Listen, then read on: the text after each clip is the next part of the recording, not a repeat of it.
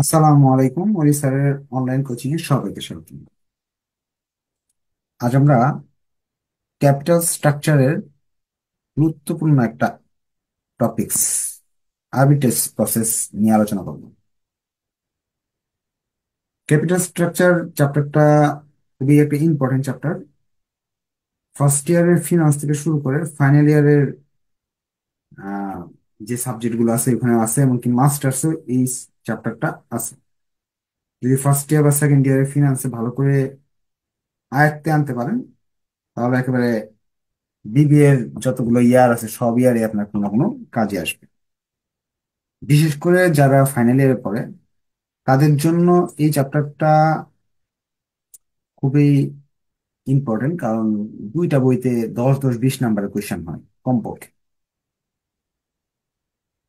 So এই চ্যাপ্টারের একটা গুরুত্বপূর্ণ টপিক ছিল আরবিট্রেজ প্রসেস। ওই আরবিট্রেজ প্রসেসটা অনেকের কাছে আপনার খুবই আর কি জটিল মনে হয়। আজকের ক্লাসটা যারা করবে তাদের আরবিট্রেজ প্রসেসের A to Z আমি শিখিয়ে দিব, বেসিক দিয়েও শিখিয়ে দিব এবং শর্টকাট নিয়মে যে আরবিট্রেজ প্রসেস করা যায় সেটাও শিখিয়ে দিব। এমনকি এটা এমন একটা টপিকস যে টপিকসটা উপরে আলাদা চ্যাপ্টারই আছে, কারণ ফিনান্সে যারা থার্ড ইয়ারে পড়তেছে, ফিনান্স ডিপার্টমেন্টের স্টুডেন্টরা, এদের একটা বইয়ের 3 4টা চ্যাপ্টার মিলে এই বিষয়টা নিয়ে দুই একটা চ্যাপ্টার আছে। এবং এই টপিকসটা যে কতটুকু সহজ আজকের ক্লাসটাতে আপনারা বুঝতে পারবেন। যেহেতু ক্লাসটা অনেক ইম্পর্টেন্ট, সবাই এই ক্লাসটা শেয়ার করবেন যাতে আপনাদের আম, যারা ক্লাসটা দেখতেছে সবাই এই ক্লাসটা দেখে আর কি এই জিনিসটা শিখতে পারে। আমিও শেয়ার করে রাখতেছি যাতে অন্যরা পরবর্তীতে এই ক্লাসটা দেখে নিতে পারে। আরেকটা বিষয় হলো যে যারা ফাইনাল ইয়ারে আছে তাদের এই অঙ্কটা থেকে 10 নাম্বার থাকার সম্ভাবনা 99%, কারণ দুইটা সাবজেক্টে যেহেতু আছে। ধরেন অ্যাকাউন্টিং এ যারা পড়ে তাদের অ্যাকাউন্টিং থিওরিতে আছে, আবার ইনভেস্টমেন্টে আছে, আবার যারা ম্যানেজমেন্টে পড়ে ফিনান্সিয়াল ম্যানেজমেন্ট এবং ইনভেস্টমেন্টে আছে। দুইটা বইয়ের মধ্যে একটাতে এই 10 নাম্বার কোয়েশ্চেন থাকবে ইনশাল্লাহ। ক্লাস করে শুরু করে দিলাম। প্রবলেম 9 আগে করাবো, 9 যদি করার সুযোগ থাকে তাহলে প্রবলেম 10 করাবো। 9 থেকে আমি আপনাকে দুইটা নিয়মে এই জিনিসটা বোঝানোর চেষ্টা করবো। আচ্ছা, প্রথম কি বলছে?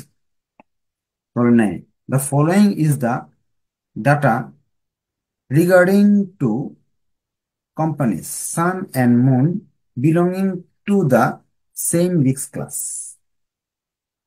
এখানে দুইটা কোম্পানি দেওয়া আছে, একটা হলো সান আর একটা হলো মুন। দুইটারই ঝুঁকি সমান।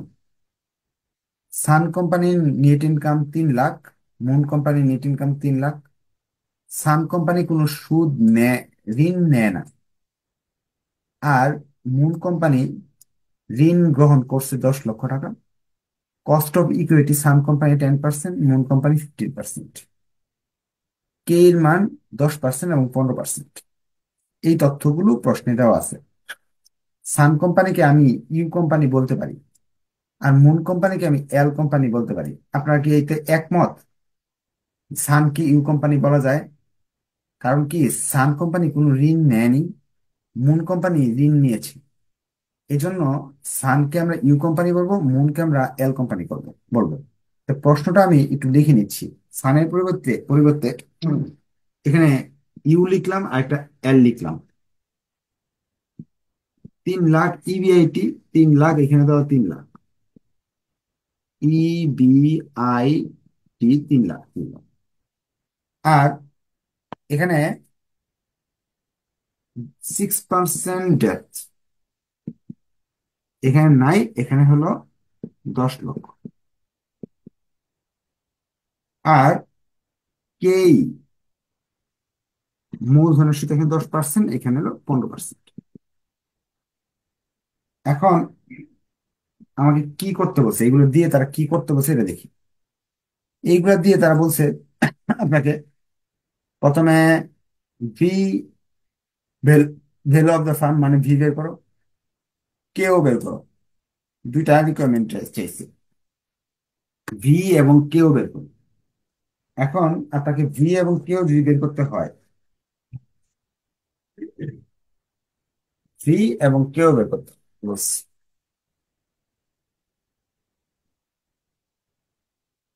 একটা ছকের মাধ্যমে আমরা করি, আগে তো ছক দিয়ে অভ্যস্ত, এবং ছক দিয়ে করতেছি। ফার্স্টে আমাদের ইবিআইটি লিখতে হবে। ইবিআইটি দেওয়া আছে 3 লাখ।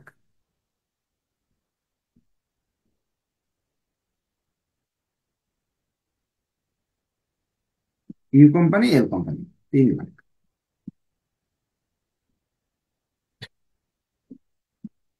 এখান থেকে ইন্টারেস্ট, ইন্টারেস্ট এটার নাই, এটা আছে কিন্তু। এটার 6%, 10 লাখের 6% হলো ইন্টারেস্ট। 10 লাখের 6% আসে 60,000 টাকা।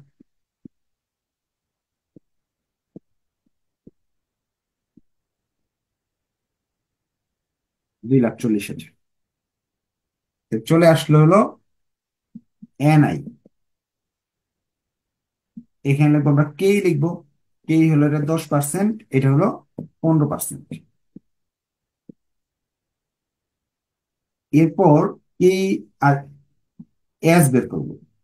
এনআই কে কেই দ্বারা ভাগ করলে, এটা দিয়ে এটা ভাগ করলে এস এর মান বেরিয়ে আসে।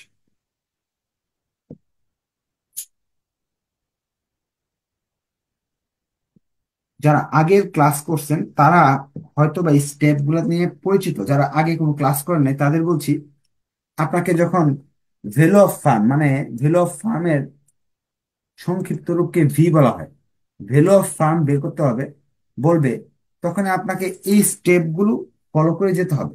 ফার্স্টে লিখতে হবে ইবিআইটি, এখান থেকে ইন্টারেস্ট বাদ দিতে হবে। ইন্টারেস্ট মানে সুদ, এই 10 লাখ টাকার 6% সুদ। ইউ কোম্পানিতে সুদ নাই, এই জন্য ক্রস। এল কোম্পানিতে সুদ আছে, লিখলাম। এটা থেকে এটা বাদ দিলাম, নেট ইনকাম বেরিয়ে আসলো। কে এর মান প্রশ্নে দেওয়া আছে, এটা এই জায়গায় লিখলাম। এন এর মানকে কে এর মান দিয়ে ভাগ করলে যেটা বের হয় এটা হলো এস, এটা সূত্র জেনে নিতে হবে আপনাকে। এরপরে ঋণ, ঋণের পরিমাণ তারা ঋণ নেয় নাই, শূন্য। তারা ঋণ নিচ্ছে 10 লাখ। তো এখানে আসতেছে 30 লাখ, এখানে আসতেছে 26 লাখ।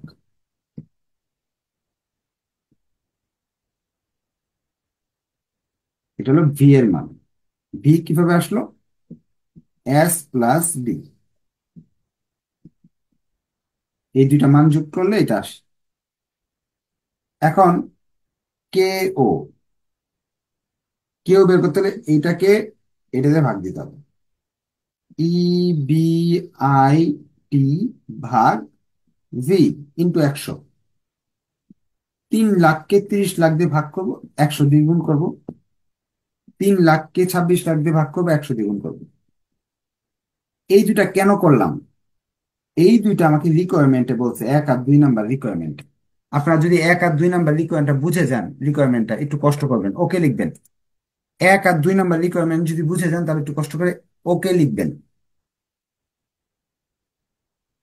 এটা এটা বের করলাম, ওভারঅল কস্ট কে কেউ বলে আর এটাকে ভি বলে। আমাদের এই দুইটা নতুন কিছু ছিল না, আগের পড়ানো জিনিসপত্র ছিল। নতুন হলো এই 3 নাম্বার থেকে শুরু হবে। বলতেছে 3 নাম্বার রিকোয়ারমেন্ট চলে যাচ্ছে, যেহেতু ওইগুলো আপনাদের পুরাতন পড়া, আপনারা পারেন। না পারলে শিখে নেন এখন। Assume that an investor owns 10% of Sun's share. Sun কোম্পানির শেয়ার আছে 10%। Using arbitrage process, show that how can he obtain same return at a low cost. প্রশ্নে বলতেছে সান কোম্পানিতে 10% শেয়ারের মালিক। এখন আরবিট্রেজ প্রসেস ইউজ করে কিভাবে কম খরচে বেশি লাভ করতে পারে। আচ্ছা, এখন আরবিট্রেজ প্রসেসটা কি এটা আমরা শিখি। আরবিট্রেজ প্রসেসটা হলো এটা। সাধারণত দুইটা কোম্পানি, একটা হলো ইউ কোম্পানি, একটা এল কোম্পানি।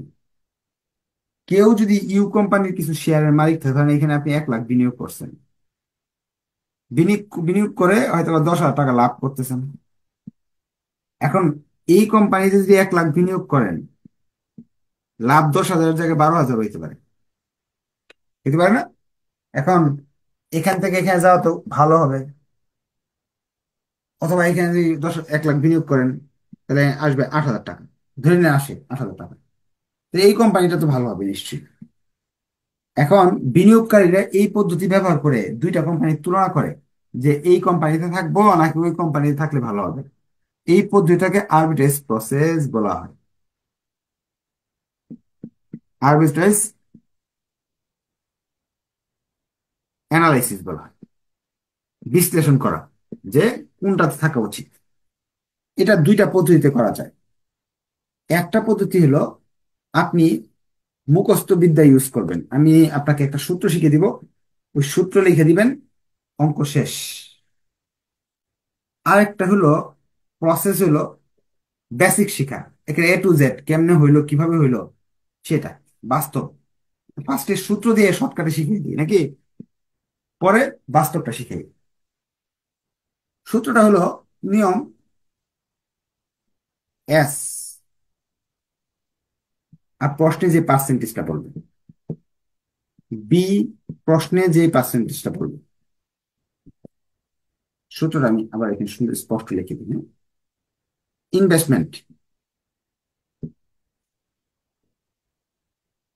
ইনভেস্টমেন্ট এস এবং বি, বি এর মান,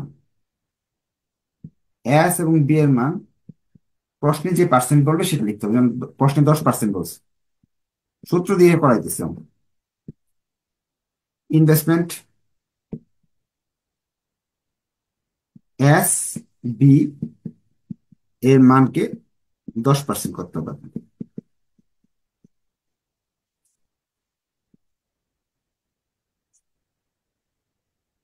এখানে প্রফিট, প্রফিট হলো আপনার প্রফিট বের করার সিস্টেম।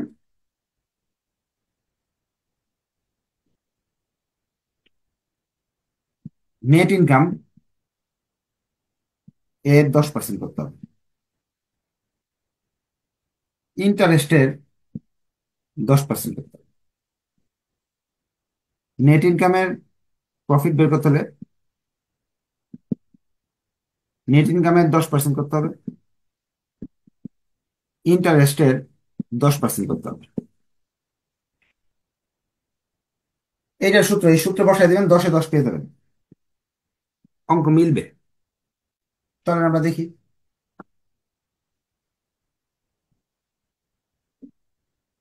এখানে অঙ্কে এস এর মান, ও এস এর মান তো এখানে আছে। এস এর মান কত আছে দেখেন তো, এখানে আছে হলো 30 লাখ, এখানে আছে 16 লাখ।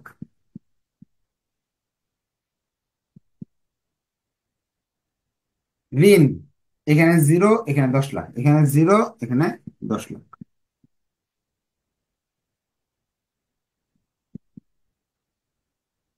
নেট ইনকাম এখানে আছে 3 লাখ, ইন্টারেস্ট 0, এখানে নেট ইনকাম আছে 2,40,000, ইন্টারেস্ট আছে 60,000। এখন ক্যালকুলেশন কোথা থেকে আনলাম আরেকবার দেখাই। এস এর মান দুইটা আছে, এস এর মান দুইটা বসাইলাম। বি এর মান দুইটা আছে, বি এর মান দুইটা বসাইলাম। নেট ইনকাম, ইন্টারেস্ট দুইটা আছে, ইন্টারেস্ট দুইটার মান বসাইলাম। 3 লাখ নেট ইনকাম এই বসাইলাম সূত্রে। বসায় আমরা কি করলাম, এখন 10% কই পাইলাম, এই যে প্রশ্নে 10% বলছে, সব জায়গায় 10% বলবে এরকম না। এই যে দেখেন এই অঙ্কে 20% বলছে, কেউ আবার অন্য পার্সেন্ট বলবে, 15% বলবে। হ্যাঁ, এক এক সময় এক এক পার্সেন্ট বলবে। যত পার্সেন্ট বলবে, এই যে 10% বলছে এই অঙ্কে, যত পার্সেন্ট এখানে অঙ্কে বলবে, এই পার্সেন্টটা অত হবে এখানে। এখন ক্যালকুলেশন করলে এখানে আসতেছে 3 লাখ, এখানে শূন্য, এখানে আসতেছে 3 লাখ, এখানে আসতেছে 1,60,000, এখানে আসতেছে 1 লক্ষ, 2,60,000, এখানে আসতেছে হলো 30,000, শূন্য, 30,000, এখানে আসতেছে 24,000, এখানে আসতেছে 6,000। এই দুইটা যদি মিলে অঙ্ক হয়ে গেছে আপনার। মিলছে এই দুইটা। এখন উত্তরটা হলো এই দুইটা সবসময় মিলে যাবে, আর দুইটা তফাৎ। তফাৎ হলো এই কোম্পানিতে বিনিয়োগ করলে 3 লাখ টাকা বিনিয়োগ করলে এই লাভটা পাবেন, এই কোম্পানিতে 2,60,000 বিনিয়োগ করলে এই লাভটা পাবেন।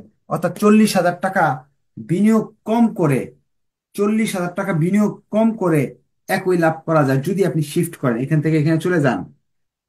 এই আপনার যে টাকাটা আছে এই টাকাটা নিয়ে যদি 3 লাখ টাকা আপনার আছে, এই টাকা নিয়ে যদি এই কোম্পানিতে চলে যান, তাহলে আপনার 2,60,000 দিয়ে এই লাভটা পেয়ে যাবেন। এইটাই হলো আরবিট্রেজ প্রসেসের করার গুরুত্ব। এই সূত্র ইউজ করে আপনি যে কোনো আরবিট্রেজ প্রসেস করে ফেলতে পারবেন। এখন আপনাদের অনেকেই চায় বেসিক বুঝতে, যে কেন হলো, কিভাবে হলো। তাদের জন্য এখনের ক্লাস, এই আজকের ক্লাসে সব বেসিক বুঝিয়ে দিচ্ছি। নেক্সট ক্লাসে আমরা বইয়ের যত আরবিট্রেজ প্রসেস আছে, আরবিট্রেজের যত সমস্যা আছে বইয়ের, সব সমস্যা আগামীকালকে একসাথে শেষ করে দেবে। এখন বেসিকটা বুঝে, যদি এটা বুঝে যান তাহলে একটু কষ্ট করে ওকে লিখবেন, সূত্র দিয়ে বুঝে গেলে ওকে লিখবেন। আচ্ছা, এখন এটা হলো বেসিক, যে কেন হইলো কিভাবে হলো। বাস্তবে বুঝাবো আমি, হ্যাঁ। বাস্তবে হলো আপনার কাছে, আপনি জানতে চাচ্ছেন যে আমি এই কোম্পানিতে বিনিয়োগ করছি, ইনভেস্টমেন্ট, এই কোম্পানিতে আমার ইনভেস্টমেন্ট হলো মোট মূলধনের 10%। প্রশ্নে বলা আছে এই মোট মূলধনের 10% আমার বিনিয়োগ আছে এই কোম্পানিতে। হুম। 3 লাখ টাকা আমার পকেট থেকে যাচ্ছে, এই কোম্পানিতে আর কোন জায়গায় বিনিয়োগ নাই, কারণ এই কোম্পানি ঋণ নেয় না। তাহলে 3 লাখ টাকা বিনিয়োগ করে 10% মালিক হয়ে গেলাম এই কোম্পানি। এখন আপনি যদি ওই কোম্পানিতে 10% মালিক হতে চান, এই কোম্পানিতে 10% মালিক হতে চান, তাহলে দুই জায়গায় আপনাকে বিনিয়োগ করতে হবে। ঋণেও বিনিয়োগ করতে হবে, শেয়ারও বিনিয়োগ করতে হবে। শেয়ারে বিনিয়োগ করতে হবে, তাদের শেয়ার আছে 2,40,000, এই 2,40,000 মাঝে 10% বিনিয়োগ করতে হবে, অর্থাৎ 2 লাখ, এই 24 লাখের 10%, 2,40,000 টাকা শেয়ারে বিনিয়োগ করতে হবে। আবার তারা ঋণ করে রাখছে, ঋণের টাকা আপনাকে দিতে হবে। ঋণ করে রাখছে হলো, ঋণের পরিমাণ 10 লাখ। 10 লাখের, সরি, 2,40,000 নাই, ভুল লিখছি, 16 লাখ টাকা। এই কোম্পানির মালিক হইতে হলে 16 লাখ টাকা মালিকের মূলধন হিসেবে দিতে হবে। অর্থাৎ 16 লাখের 10%, 1,60,000 টাকা মূলধন বাবদ দিতে হবে। আবার ঋণ বাবদ দিতে হবে 10%, অর্থাৎ 1 লাখ টাকা দিতে হবে। শর্ত এখানে এটাই। শর্তটা কি? এখানে যে বিনিয়োগ করেন, শুধু এখানে তো ঋণ নেন, এই মূলধন বাবদই টাকা আপনাকে দিতে হবে। 10% মালিক হইতে চান যদি, তাই মূলধন বাবদ আপনাকে দিতে হবে 3 লক্ষ টাকা, এটা 10%। যদি এই কোম্পানিতে বিনিয়োগ করতে চান, তাহলে এদের তো দুই ধরনের বিনিয়োগ। এই কোম্পানিতে 24, 26, 26 লাখ টাকার মধ্যে 16 লাখ টাকা মালিকের মূলধন বাবদ দিতে হয়, অর্থাৎ 16 লাখের 10% 1,60,000 দিতে হচ্ছে।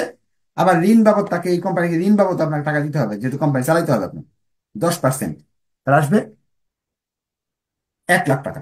তার মানে এই কোম্পানিতে মালিক হইতে হলে মাত্র 2,60,000 দিয়ে মালিক হইতে পারতেছেন 10%। ধরেন এই যে একটা কোম্পানি, এই যে একটা কোম্পানি, এতটুক মালিক হইতে চাইতেছেন আপনি, তো এতটুক মালিকের জন্য আপনার এখানে লাগতেছে 3 লাখ খরচ পড়বে। কিন্তু এই কোম্পানিতে, এই দোকানটা যদি আপনি মালিকানা এতটুকু নিতে চান, তাহলে আপনার 2,60,000 টাকা দিয়ে চলবে। তাহলে এই 40,000 টাকা কিন্তু সেভ হচ্ছে আপনার। এখন লাভের টাকাটা দেখি, প্রফিট।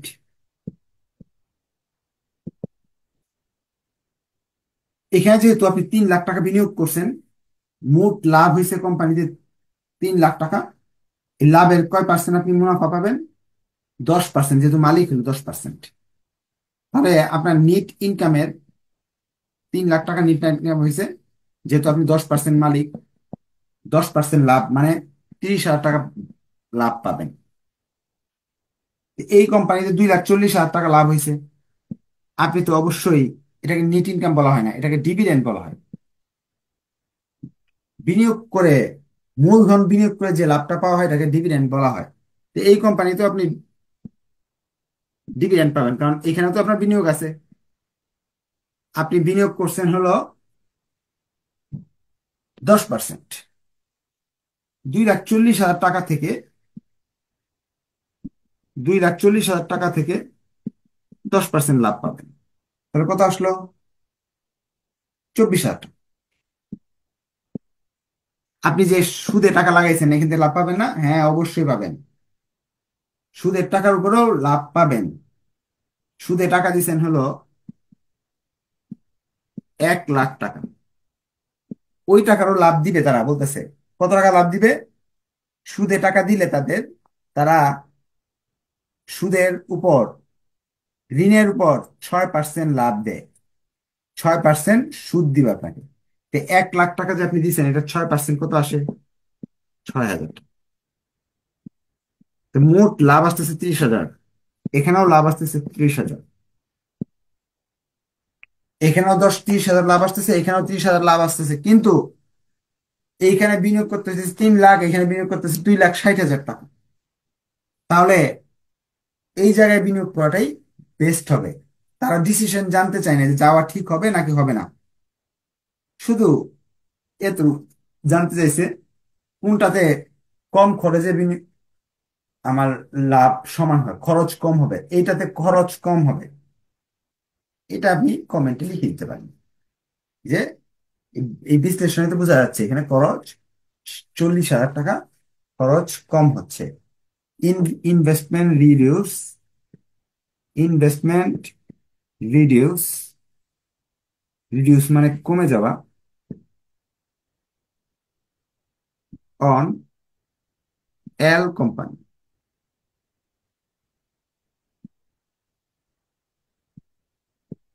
3 লক্ষ মাইনাস 2,60,000, 40,000 টাকা সেভ করা সম্ভব।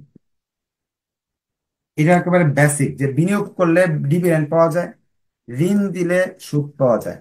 যারা বেসিক ভাবে অঙ্ক করতে চান এই নিয়মে করবেন। যারা এই বিষয়গুলো একেবারে ধরতে পারেন না, যে ডিভিডেন্ড টিভিডেন্ড এগুলো কিছু বুঝেন না, তাদের জন্য আমি একটা সূত্র দিচ্ছি, যে সূত্রটা আছে এই সূত্রটা লিখবেন, লিখলেই হয়ে যাবে। এই ছিল আরবিট্রেজ প্রসেসের A to Z। আমরা আগামী ক্লাসে বইয়ের যত আরবিট্রেজ প্রসেস আছে সবগুলো আমি করাই দিব এক ক্লাসের মাঝে। এখন ব্যক্তিগত যদি কোনো কোয়েশ্চেন থাকে তারা কোয়েশ্চেন করতে পারবেন, যে কোনো অঙ্ক নিয়ে। আর যাদের ইয়ে শেষ, এই অঙ্কটা বোঝা শেষ, তারা আজকে লিভ নিতে পারেন, যে শেষ, যেহেতু ক্লাস আমাদের শেষ। আচ্ছা, এখন একজন বলছে, স্যার আপডেট শিট কবে দেওয়া হবে? আপডেট শিটের জন্য একটু অপেক্ষা করতে হবে, হ্যাঁ। অনেক কাজ হাতে আছে, শেষ করতে পারতেছি না। এই অঙ্ক কিন্তু আপনার শিটে আছে, এটাও আছে, এটাও আছে। সো আপডেট শিটের দরকারটাই কি? আর যে এক দুইটা বাড়ছে, যে এটা বাড়ছে, এটা মেইন বই আছে, মিলেনিয়াম কমার্স পাবলিশিং ব্যতিক্রম সব বইতে আছে। দুই একটা বাড়ছে, দুই একটা একটু মেইন বই থেকে দেখে নেন আপাতত। আচ্ছা, ব্যক্তিগত কোনো কোয়েশ্চেন যদি থাকে, এই অঙ্ক ছাড়া অন্য কোনো কোয়েশ্চেন থাকে, তাহলে আপনি বলতে পারেন। হ্যাঁ, কোয়েশ্চেন করেন। জি স্যার, প্রবলেম 5 স্যার একটা প্রবলেম ছিল আমার। বলেন, প্রবলেম আছে, কি প্রবলেমটা হয়েছে? স্যার ওখানে যে এই ট্যাক্স ছাড়া যেটা করতে বলছে ওখানে, হ্যাঁ, নো কর্পোরেট ট্যাক্স, ওখানে স্যার যে 2 নাম্বার হ্যাঁ। এই ভ্যালু অফ অ্যালফার্ম বের বের করতে বলছে ওখানে স্যার, আপনি মানে ওখানে ভিএল সমান ভি ইউ লিখছেন এটার আনসার। এটা স্যার ভিএল সমান ভি ইউ কেন, এটা স্যার বুঝি নাই। এখানে ট্যাক্স, ওই বিয়ের দুই, 2 নাম্বার রিকোয়ারমেন্ট, বিয়ের 2 নাম্বার রিকোয়ারমেন্টের কথা বলছেন নাকি? জি স্যার। আচ্ছা, আচ্ছা, এটা ছাড়া আর কারোর উপর কোন কোয়েশ্চেন আছে? যাদের কোয়েশ্চেন আছে তারা একটু হ্যান্ড রাইজ করতে পারেন, হ্যাঁ।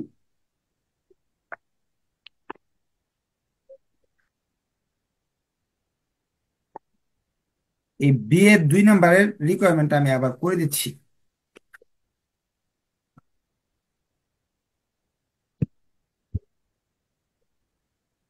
2 নাম্বার রিকোয়ারমেন্ট, ভি এল সমান সমান ভি ইউ প্লাস টিডি, ডিবেঞ্চার ইন্টু ট্যাক্স। আপনার ভি ইউ হলো 12 লাখ, ডিবেঞ্চার ডিবেঞ্চার হলো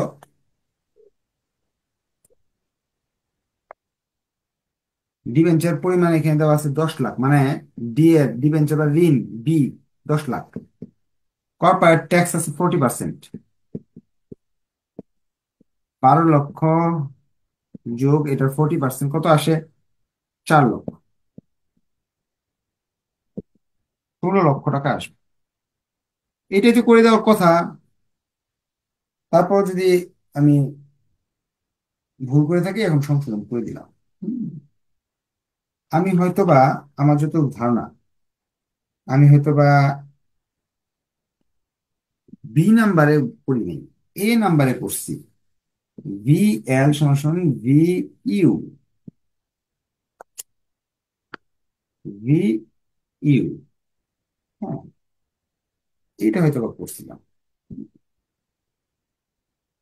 যেহেতু এটা আমাদের ট্যাক্স ছিল না, তো এই জন্য ভি এল এবং ভি ইউ সমান সমান ছিল। হুম,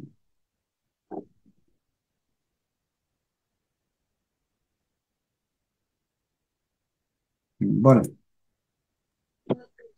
স্যার এটাই বুঝতেছি না স্যার, মানে ট্যাক্স থাক নাই ওই জন্য ভিএল আর ভিইউ সমান হয়েছে স্যার, এটা বুঝি নাই স্যার, কিভাবে সমান হয়েছে।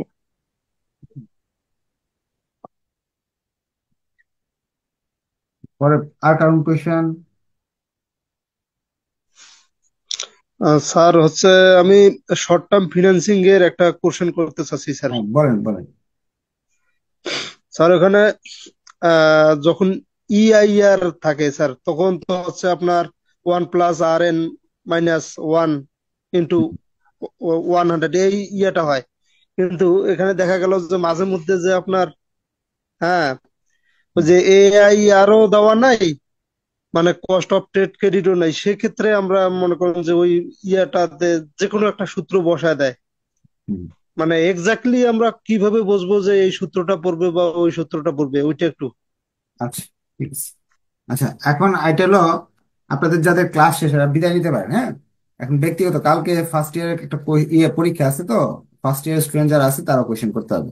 আপনি আবার প্রশ্নটা আবার করেন, একটু কাইন্ডলি আরেকবার করেন, আমি প্রশ্নটা আপনার বুঝি না, একটু হ্যান্ড রাইজ করে আবার কোয়েশ্চেনটা করেন, আবার কোয়েশ্চেনটা করেন, একটু হ্যান্ড রাইজ করে আবার কোয়েশ্চেনটা করেন। জি স্যার। হ্যাঁ, ট্রেড ক্রেডিট অঙ্কগুলোর মাঝে, ট্রেড ক্রেডিটের অঙ্ক, এটার মাঝে ইআইআর করব, ইআইআর করব নাকি এ পি আর করব, এরকম প্রশ্ন। হ্যাঁ, আর স্যার, স্যার এটা আমরা মনে করেন যে বুঝবো কিভাবে আর কি, আচ্ছা ক্লিয়ার ভাবে। আচ্ছা হ্যাঁ। আচ্ছা, আপনার মেইন বই যদি আপনি ফলো করে থাকেন, তাহলে সব সময় ইআইআর দিয়েই তুলনা করা হয়। হ্যাঁ, গাইড বইগুলোতে দেখবেন এপিআর দিয়ে অঙ্ক করে রাখছে, কিন্তু না, ইআইআর দিয়েই তুলনা করতে হবে, কারণ চক্রবৃদ্ধি সুদটাই আমাদের জন্য বেশি গ্রহণযোগ্য। এই জন্য আপনাকে, এই যে এরকম অঙ্ক যদি আসে, তিনটার মধ্যে কোনটা ভালো কোনটা খারাপ, তা আপনাকে ইআইআর দিয়ে করতে হবে। হ্যাঁ, অন্য কোনো ওয়েতে করলে সঠিক মান আসবে না। হুম। হুম, হুম। আর কার কোনো কোয়েশ্চেন আছে? কোয়েশ্চেন থাকলে বলেন। কোয়েশ্চেন থাকলে বলেন।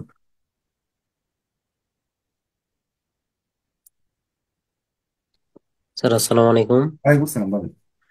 স্যার পপ 9-8-এর হুম। স্যার একটু ওই টিএস আর টিডিটা একটু একটু বোঝাই দিতেন। প্রবলেম 8-এর, হ্যাঁ, ক্যাপিটাল এক্সট্রাক্ট স্যারের। হ্যাঁ, প্রবলেম 8-এর কোন কোন অঙ্ক, কোন অংশটা একটু বলেন তো। স্যার পার্সোনাল ট্যাক্স আর ইন্টারেস্ট, হ্যাঁ, ও আচ্ছা। Interest tax. আচ্ছা, ঠিক আছে, আমি দেখাই দিচ্ছি। প্রবলেম 8, প্রবলেম 8-এ এই যে দেখেন, এই যে ইন্টারেস্ট, ইন্টারেস্ট ইনকাম ট্যাক্স যেটা আর কি, এই যে ট্যাক্স রেট ইন্টারেস্ট, এটা টিডি, হ্যাঁ, এটা হলো ডিবেঞ্চারের হলো এটা। আর ইকুইটির ডিস্ট্রিবিউশন ইন্টারেস্ট আগে ধরেন, এটা হলো পার্সোনাল ট্যাক্স। এই ট্যাক্স গুলো একটু ব্যাখ্যা আমি একটু সংক্ষেপে দিয়ে দিচ্ছি, হ্যাঁ? একটা হলো কর্পোরেট ট্যাক্স। এটা হলো আপনি যে ব্যবসা কোম্পানি দিছেন, কোম্পানিতে লাভ হয়েছে ধরেন 1 লাখ টাকা। কোম্পানিতে কত লাভ হয়েছে? 1 লাখ টাকা। ওই টাকাটার উপরে সরকারকে ট্যাক্স দিতে হবে, এটা হলো কর্পোরেট ট্যাক্স রেট। আপনার থাকবে 65 আছে। আমি এই পার্সেন্টেজটা একটু ধরে নেন, 10% ধরে দিলে সুবিধা হবে আর কি। কোম্পানি, আপনি বিক্রি করছেন 1 লাখ টাকার মাল, বিক্রি করে অনেক টাকা লাভ করছেন, এইটাতে আপনাকে 10% ট্যাক্স দিতে হবে, এটা কর্পোরেট ট্যাক্স বলা হয়। তাহলে আসলো 10,000 টাকা। তো 90,000 টাকা কোম্পানির লাভ হয়েছে, কিন্তু কোম্পানির টাকা তো আর কোম্পানির না, এই টাকা তো আপনার মালিক নিয়ে যাবে। এখন মালিকদের আপনি এখান থেকে বললেন যে না, তোমাদের 50,000 টাকা দিতেছি, তুমি যেহেতু এই কোম্পানির মালিক। যখন এই 50,000 টাকা হাতে দিবেন ওই লোকদের, ওই লোকরাই 50,000 পাবে না, ওইখান থেকে সরকারকে ট্যাক্স দিতে হবে 10%। 10% 5,000 টাকা, তার মানে সেই লোকটা পাবে 45,000 টাকা। এটার পার্সোনাল ট্যাক্স রেট বলা হয়। যেন আপনি যদি বাংলাদেশের শেয়ার বাজারে বিনিয়োগ করেন, তো বিনিয়োগ করার পরে যে আপনাকে যে লাভটা দিবে, এখান থেকে ট্যাক্স কেটে রাখবে সরকার। এটা হলো পার্সোনাল ট্যাক্স রেট। আরেকটা আছে, ঋণ যে নিছেন, ঋণের যে সুদ পাবে যারা, হ্যাঁ, যে ব্যক্তিরা সুদ নিবে, তাদেরও 15% ট্যাক্স দিতে হবে। ডিভিডেন্ড পাইলেও সুদ, সবারই সুদ। এটাকে বলা হয় ইন্টারেস্ট ট্যাক্স রেট, টিডি। আর এটা হলো আপনি যে ডিভিডেন্ড পাইবেন সেটার উপর ট্যাক্স রেট। আর এটা হলো সবার জন্য, যে মাল বিক্রি করে লাভ করলে সরকারকে টাকা দিতেই হবে। এই যে 3টা ট্যাক্স রেটের ব্যাখ্যা। আর এইটা হলো আপনি যে ঋণ নিচ্ছেন, ঋণ নিলে যে সবসময় সুবিধা এরকম না, ঋণ নিলে এক্সট্রা আরো 4.5% খরচ আছে ঋণের। ঋণ মেনটেন করার জন্য কিছু খরচ আছে। এই যে আপনি ধরেন একটা ব্যাংক লোন নেন, যদি একটা বাড়ি বন্ধক রেখে ঋণ নিছেন, দেখবেন যত টাকা ঋণ হয় 2-1 লাখ টাকা আপনার ওই ওই ওই ঋণের খরচ আছে বিভিন্ন ধরনের। এই যে এটা হলো 4.5%। ঠিক আছে, বাস্তবভাবে আমি সবগুলো উদাহরণ সহ দিয়ে দিলাম। তা আজকে এই পর্যন্ত থাকলো। হ্যাঁ, আরেকজন কথা বলতে চাচ্ছে, বলেন। আর ভিভো যে হাত উঠায় রাখছে, ভিভোর তো কথাবার্তা শুনতেছি না।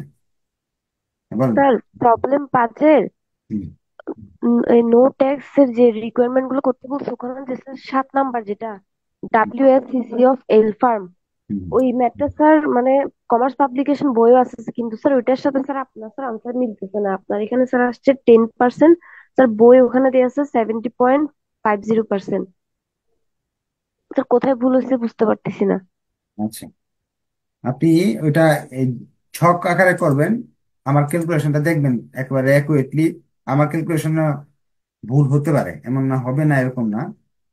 ওই ছক দিয়ে করাইছিলাম বা যেভাবে করাইছি, ক্যালকুলেশন আপনি ভালো করে দেখবেন। আমার ক্যালকুলেশন যদি ভুল হয় তো ওকে। আর যে ওই কমার্স পাবলিকেশনে যেটা ক্যালকুলেশন করা আছে, এটা তো আমি দেখতেছি এখানে ভুল নাই, হয়তো হয়তো আমার ক্যালকুলেশন ভুল হতে পারে আর কি, হ্যাঁ। কে ও এল, কে ও এল তো 17%ই হওয়ার কথা। ওখানে এখানে তো 4টা রিকোয়ারমেন্ট একসাথে করা হয়েছে, হয়তো ক্যালকুলেশনে ভুল হতে পারে, কিন্তু সূত্রগুলো ঠিক আছে। ঠিক আছে, তাহলে আজকে এই পর্যন্ত থাকলো, নেক্সট ক্লাসে দেখা হবে ইনশাল্লাহ। ধন্যবাদ সবাইকে, আসসালামু আলাইকুম, ভালো থাকবেন, আল্লাহ হাফিজ।